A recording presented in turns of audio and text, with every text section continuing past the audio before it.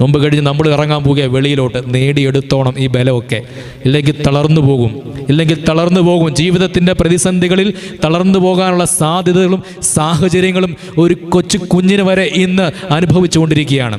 കുഞ്ഞുങ്ങൾ ഇന്ന് ആത്മഹത്യ ചെയ്ത് കൂടുവരികയാണ്, കാണുകയാണ്. എത്രമാത്രം അസഹനീയമായി സഹിക്കാൻ പറ്റാത്ത കഥകളാണ്, കാര്യങ്ങളാണ് നമ്മൾ കണ്ടും കേട്ടുകൊണ്ടിരിക്കുന്നത്. കൊച്ചു കുഞ്ഞുങ്ങൾ പോലും ആത്മഹത്യ വക്കിലെത്തിയാൽ ആത്മബലമില്ല. ആത്മാവിന് ബലം കൊടുക്കുവാൻ പഠിപ്പിച്ചെടുക്കണം നമ്മുടെ കുഞ്ഞുങ്ങളെ. പ്രാർത്ഥിച്ച് കാണിച്ചു കൊടുക്കണം. എന്താണ് പ്രാർത്ഥനയെന്ന് എഴുതി ഡെഫിനിഷൻ അല്ല പഠിപ്പിക്കേണ്ടത്. കണ്ണുനീര് പൊഴിച്ച് രാത്രിയാമങ്ങളിൽ നിന്റെ അപ്പനും അമ്മയും കരയുന്നത് ഒരു കുഞ്ഞ് കണ്ടു കഴിഞ്ഞാൽ അവൻ നഷ്ടപ്പെടത്തില്ല. അല്ലാതെ പ്രാർത്ഥന പഠിപ്പിച്ചിട്ട് കാര്യമില്ല.